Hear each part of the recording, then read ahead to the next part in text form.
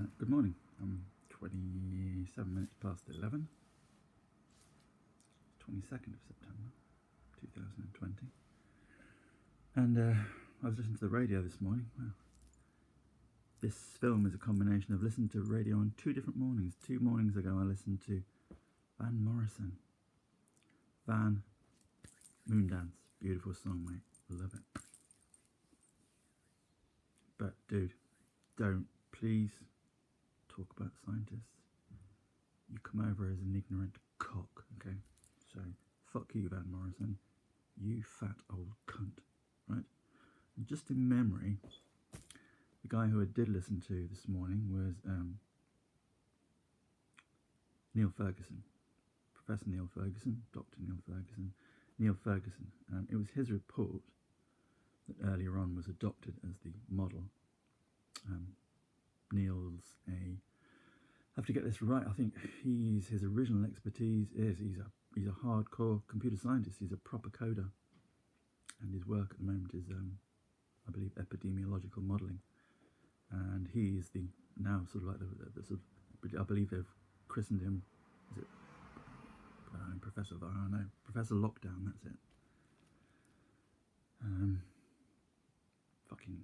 It's really shit the way the sort of like public have this view of what scientists do. All we do every day is just try and find out new knowledge, and we put it forward, and we get told we're stupid by other scientists. Before knowledge even gets down to most people, it's been so scrutinised by everybody else. It's only the sort of truthy stuff that really gets out. So, yeah. Neil Ferguson is one of those people who will be probably remembered wrongly.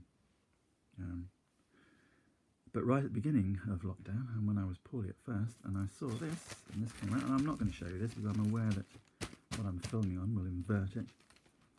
But this was published in the Observer as a supplement, and it is the coronavirus in full Imperial College's report on COVID-19. Now I started reading this right at the beginning of lockdown, so if you go back to my earlier videos from about March, late March, between March the 21st and March, beginning of April, you'll find some of the first parts of this, so apologies if I do run over, but I heard Neil this morning, and he's an entirely brilliant individual, just a perfectly decent person working in scientific research,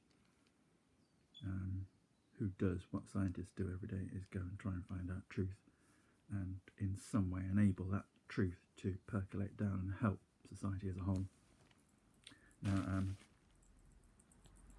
today I won't take up any particular scientific position. Any political position. Today I want to sort of like talk mainly as somebody who's used to using the scientific process, who's comfortable with the scientific process, and who knows what the scientific process means. It's quite irritating when fat old fucks like Van Morrison take shit like this and turn it into some weird perversion of a conspiracy theory. This is, there's a huge swathe of unwashed people out there on Facebook who are, labouring under this huge thing about 5G and all kinds of weird stuff. Man, just stop drinking whatever it is you're drinking, man. Dude, you live about 3 miles away, I know your address. Keep saying that shit, I'll come round and I'll piss outside your house and I'll wipe shit on your gate, mate, alright? Really stop it, you don't know what you're talking about. So, I can't remember where I stopped, so I am going to start with methods, interestingly. Remember, as I'm speaking this today, this is a newspaper's really well reworked version of a scientific paper. I wouldn't say it's quite at the level of primary information, but it's certainly very, very high level information. Now remember, high level scientific information has no bias either way.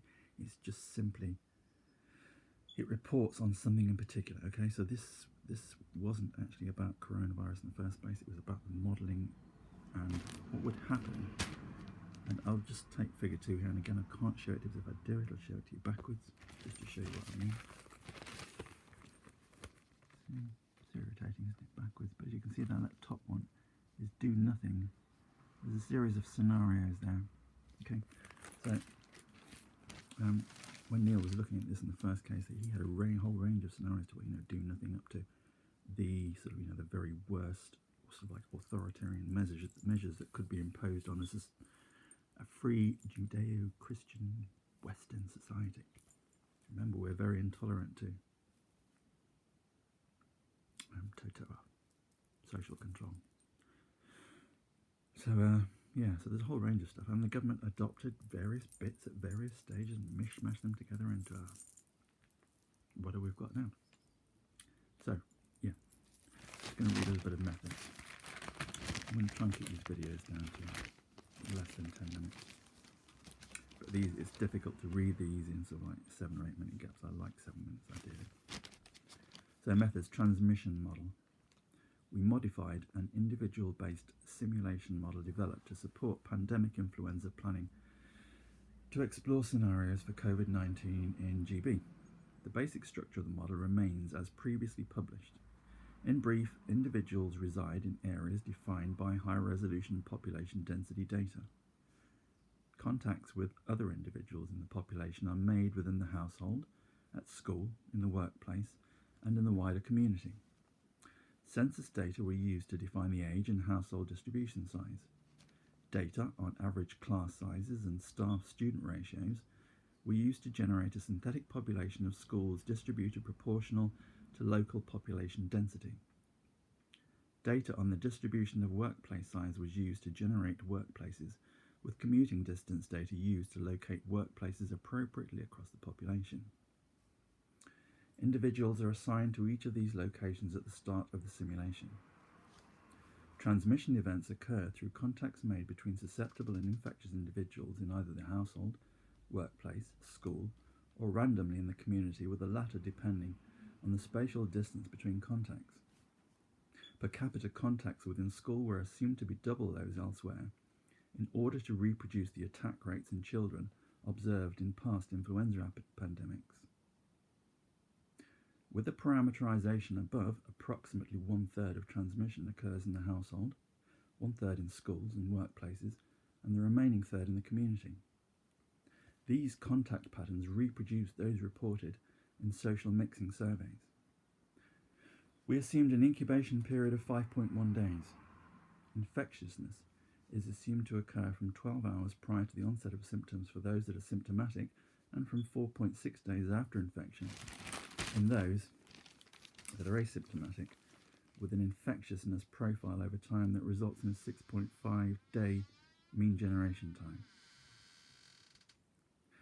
Based on the fits to the early growth rate of the epidemic in Wuhan, we make a baseline assumption that RO equals 2.4, but examine values between 2.0 and 2.6. We assume that symptomatic individuals are 50% more infectious than asymptomatic individuals. Individual infectiousness is assumed to be variable, described by a gamma distribution with a mean 1 and shape parameter alpha equals 0.25. On recovery from infection, individuals are assumed to be immune to reinfection in the short term.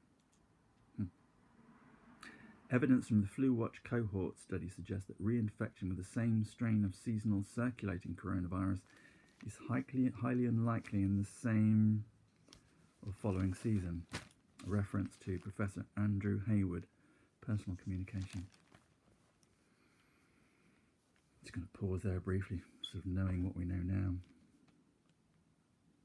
Infection was assumed to be seeded in each country at an exponentially growing rate, with a doubling time of 5 days from early January 2020, with the rate of seeding being calibrated to give local epidemics which reproduce the observed cumulative number of deaths in GB or the US, seen by 14th of March 2020.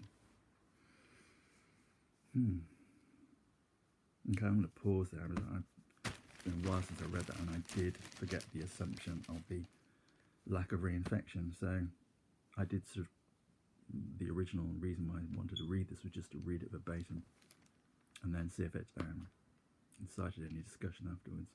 I appreciate that everything is going to be discussed over time, but I think that's a suitable place to punctuate it, and we're almost up to the 10-minute mark.